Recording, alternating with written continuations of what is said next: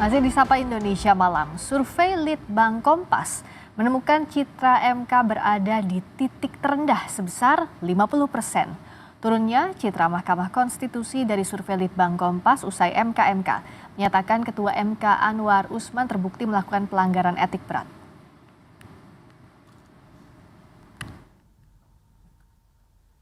Survei Litbang Kompas di awal Desember 2023 mereka citra Mahkamah Konstitusi pasca putusan Majelis Kehormatan MK.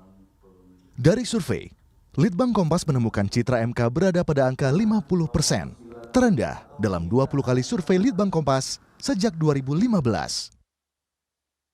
Menurut survei Litbang Kompas, citra positif MK yang merosot disumbang oleh responden yang berada di perkotaan. 67,4% responden di perkotaan menyatakan citra MK sangat buruk dan 56,6% menyatakan citra MK buruk.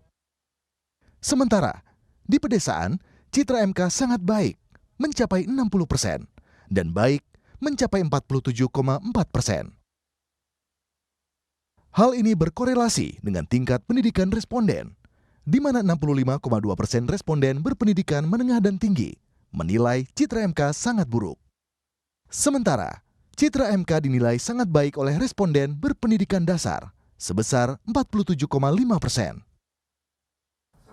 Majelis Kehormatan Mahkamah Konstitusi sebelumnya memutuskan mantan Ketua MK Anwar Usman terbukti melanggar etik berat. Anwar dicopot dari Ketua MK dan digantikan oleh Suhartoyo. Menyatakan hakim terlapor terbukti melakukan pelanggaran berat terhadap kode etik dan perilaku hakim konstitusi sebagaimana tertuang dalam Sabta Karsa Utama, prinsip ketidakberpihakan, prinsip integritas, prinsip kecakapan dan kesetaraan, prinsip independensi, dan prinsip kepantasan dan kesopanan. 2. Menjatuhkan sanksi pemberhentian dari jabatan Ketua Mahkamah Konstitusi kepada hakim terlapor.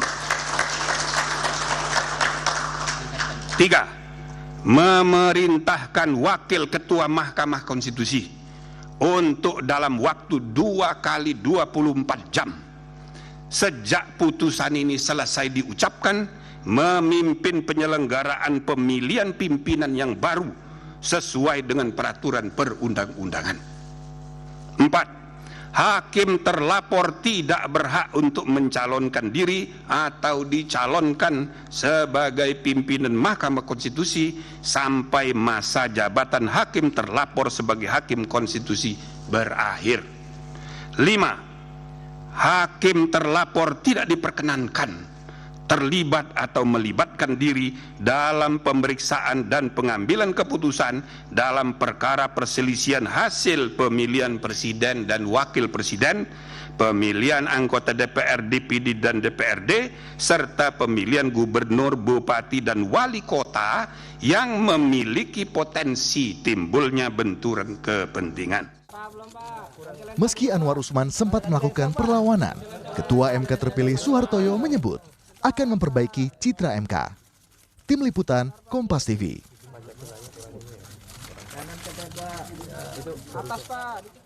Bagaimana Litbang Kompas merekam citra MK yang kini berdasarkan survei terakhir ada di titik terendah dan apa yang bisa diperbaiki dari Ketua MK yang baru? Kita bahas bersama peneliti senior Litbang Kompas Yohan Wahyu, bergabung juga pakar hukum tata negara, pendiri Integrity Law Firm Denny Indrayana. Selamat petang Mas Yohan, Prof Denny.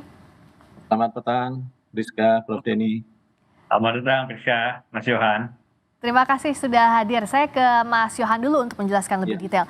Ini kalau kita lihat menurut survei Litbang Kompas, 20 survei terakhir sejak 2015, ini adalah angka terendah. Apakah memang penyebab terbesarnya adalah putusan MK? Apa ada yang lain lagi? Terutama putusan MK-MK yang menyebutkan bahwa Anwar Usman, mantan Ketua MK, melanggar etik berat. Iya, ini sebenarnya pertanyaan yang berkala kita lakukan ya tentang citra lembaga negara. Jadi setiap kali survei Kompas itu dilakukan sejak Januari 2015 sampai terakhir Desember ini ya, kita lihat trennya memang citra MK itu menurun di survei Desember ini. Bahkan angkanya memang paling rendah gitu ya kalau kita bandingkan di 20 survei terakhir yang dilakukan Kompas. Survei itu kan membaca persepsi publik ya, bagaimana publik mempersepsikan sejumlah isu.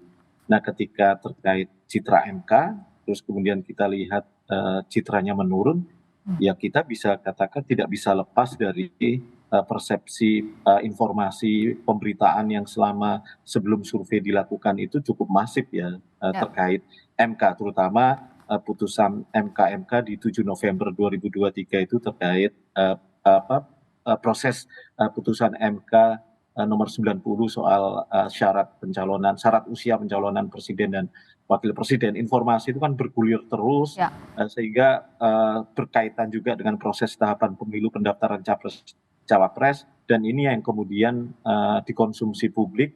Dan ketika kita survei dan ditanya soal MK, hasilnya memang kalau kita lihat trennya menurun jauh ya, 50%. Angka ini memang terendah dibandingkan 19 survei yang lain yang sebelumnya sudah kita lakukan gitu ya. Itu Priska. Nah, kalau kita lihat juga dari sisi demografi, Mas Yohan, ini lebih disoroti oleh masyarakat perkotaan daripada pedesaan soal MK ini ya? Iya, ini kan isu yang relatif masih kalau kita lihat demografi responden yang menyatakan lebih kritis gitu ya, menyatakan buruk atau lebih buruk, itu memang sebagian besar disumbang oleh responden di perkotaan yang pertama. Kemudian dari sisi pendidikan, mereka lebih banyak pendidikan menengah atas gitu. Artinya memang isu-isu MK ini sedikit banyak memang tidak pernah lepas atau lebih dekat dengan mereka-mereka yang secara asupan informasi lebih cepat gitu ya. Kemudian dari sisi isu, ini kan relatif isu yang belum membumi gitu ya, meskipun kalau kita ketika di lapangan gitu ya ngobrol soal isu MK ini sebenarnya tidak menjadi sesuatu yang asing juga gitu ya bagi masyarakat bawah ya, baik secara ekonomi maupun secara pendidikan. Meskipun kalau ditanya secara detailnya mungkin memang tidak begitu bisa memahami secara detail. Tapi kalau misalnya ada kata kunci MK, kemudian ada nama Gibran di situ, memang dua diksi itu memang dipahami gitu ya. Artinya secara isu memang sudah menurun ke bawah, tapi kalau soal pendalaman detail isu itu seperti apa, saya pikir memang ini lebih banyak dikonsumsi oleh masyarakat dari segi pendidikan menengah atas, dari sisi wilayah lebih banyak menjadi konsumsi responden di urban atau perkotaan. Secara isu merata, tapi kalau spesifiknya lebih banyak dikonsumsi perkotaan begitu ya. Nah, kalau dari Prof Denny yang berpengalaman sekali berperkara di MK, bagaimana melihat proses perkara dari waktu ke waktu sampai akhirnya survei Litbang Kompas hasilnya turun, kepuasan masyarakat nilai 50%? Ya, sayangnya saya menilai survei ini relatif akurat ya. Dalam arti memang Mahkamah Konstitusi berada di titik nadir dari sisi kredibilitas dan akseptabilitas publiknya.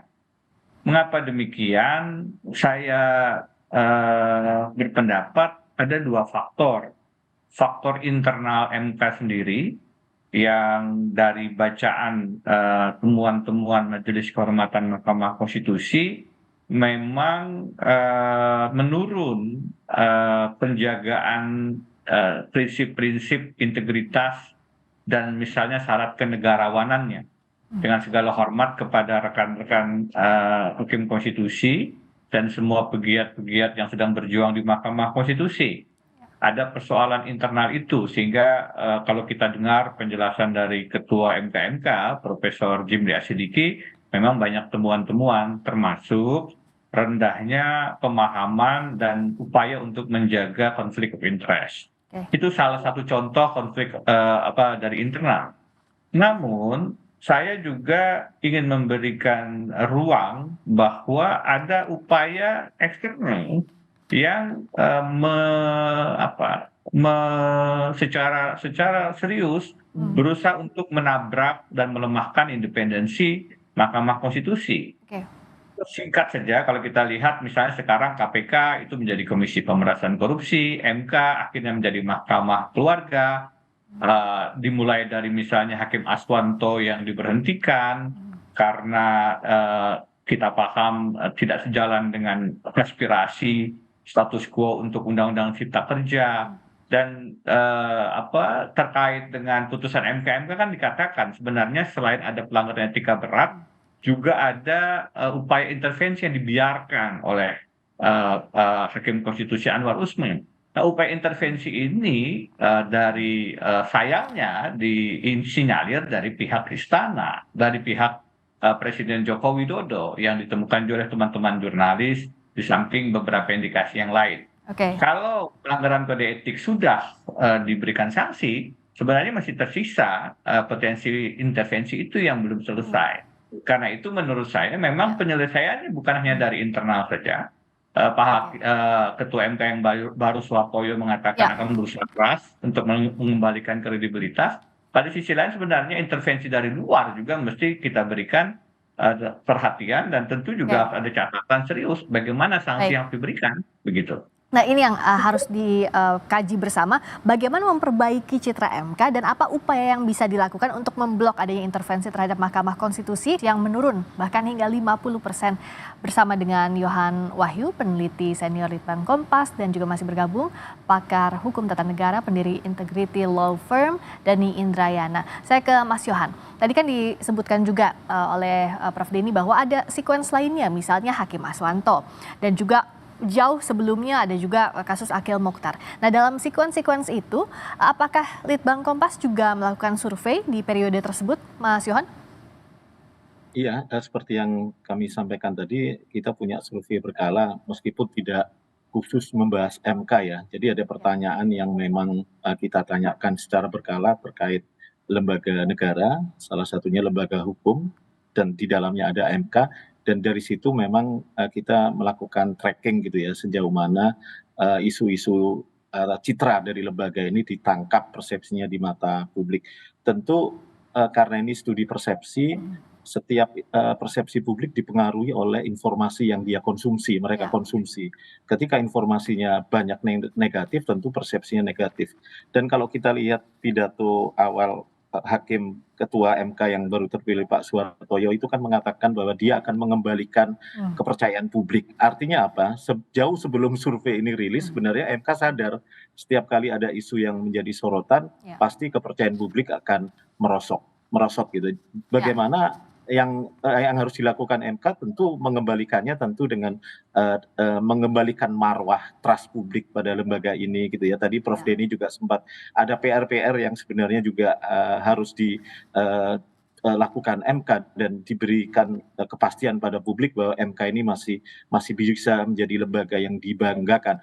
Apalagi di isu pemilu ini, misalnya nih terkait sengketa pemilu, ya itu kan juga akan menjadi PR besar bagi MK gitu ya. Nah, dan kepastian bahwa MK akan berjalan sesuai rel yang benar, sesuai kaidah yang sebenarnya sudah semestinya dilakukan, itu yang sebenarnya dibutuhkan publik di satu sisi, dan itu akan kembali meningkatkan trust publik ya. Karena kalau kita lihat rekam jejak di survei kita ketika kasus Hakim Ketua MK Pak Akil Mokhtar sempat turun dan kembali naik ya. MK sebenarnya punya rekam jejak yang relatif mampu mengembalikan trust publik itu gitu. Dan ini saya pikir menjadi rekam jejak yang cukup menjadi harapan publik bahwa MK masih bisa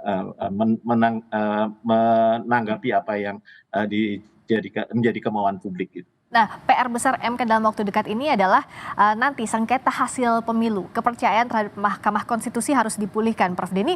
Apakah putusan MK terakhir cukup untuk memperbaiki citra MK, dan bagaimana juga menguatkan etika kelembagaan untuk memperbaiki citra ini?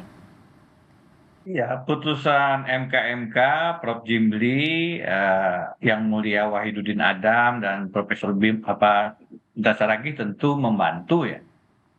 Meskipun itu hanya titik awal, karena kemudian selanjutnya publik tetap menunggu bagaimana langkah-langkah terutama terkait dengan skandal Mahkamah Keluarga. Dan kemarin sebenarnya ada harapan, kami sendiri kan sebagai pelapor ya, Ya. ada harapan bagaimana sebenarnya putusan 90 yang menjadi cikal bakal skandal Mahkamah Keluarga itu bisa dilakukan koreksi. Ada uji material yang diajukan, kami sendiri dengan rekan Jenderal Arifin Mokhtar juga melakukan uji formil. Sebenarnya kami membuka ruang, tidak menghambat, tidak melanggar prinsip final and binding putusan MK yang tidak bisa dirubah, tapi bisa kemudian dilakukan dalam tanda kutip perbaikan dengan memeriksa permohonan-permohonan yang baru itu. Itu kalau kemudian digunakan sebenarnya bisa menjadi titik rebound ya. Harapan kami. Kenapa? Karena upaya kami untuk memberikan kontrol kritis terhadap Mahkamah Konstitusi dilatar belakangi jangan sampai dalam peristiwa politik pemilu 5 tahunan, MK kemudian digunakan sebagai kendaraan strategi pemenangan yang cenderung interventif atau bahkan manipulatif dan tidak jarang koruptif. Nah, itu yang sekarang marak terjadi. Sekali lagi bukan hanya di KPK, di mana kemudian kasus korupsi bisa menjerat lawan tapi merangkul kawan, tapi di MK itu juga ada kasus-kasus yang mengubah aturan untuk kepentingan strategi pemenangan. Dan jika tidak kita jaga ini menjadi berbahaya. Karena itu betul kita ingin MK kembali martabatnya, kehormatannya di mata publik, terutama untuk legitimasi pemilu dan terutama lagi adalah sengketa hasil pemilihan presiden. Dan ini titik-titik krusial di mana tidak hanya MK yang berbenah diri sebenarnya, ya agak problematik kalau MK-nya ingin berbenah diri dan membangun benteng pertahanan tidak bisa diintervensi, pihak luar yang punya kekuasaan seharusnya juga tidak melakukan langkah-langkah interventif. Nah, saya khawatir langkah-langkah interventif itu tetap dilakukan. Misalnya yang tidak harus dilupakan, ada upaya untuk merubah undang-undang MK terkait syarat batas umur dan batasan usia, batasan masa jabatan. Ini bisa dibaca dengan mudah langkah interventif untuk menggeser beberapa hakim yang tidak sejalan dengan strategi pemenangan, yang sikapnya adalah tidak jarang dissenting opinion berseberangan dengan kepentingan status quo. Ini setelah putusan 90. Jadi yang saya dengar kemarin sempat digeser dari Desember, tapi kemungkinan akan disetujui perubahan undang-undang MK itu di bulan Januari. Hal-hal semacam ini harus kita kawal dari sisi publik. MK tidak bisa sendirian, penguasa tidak boleh intervensi, publik juga membantu dengan melakukan kontrol secara kritis. Baik, Mahkamah Konstitusi berbenah diri, publik mengawasi, dan juga jangan ada intervensi dari berbagai pihak. Terima kasih Mas Yohan Wahyu, peneliti senior Litbang Kompas. Terima kasih Prof. Denny Indrayana, pakar hukum tata negara, pendiri Integrity Law Firm. Terima kasih, selamat malam.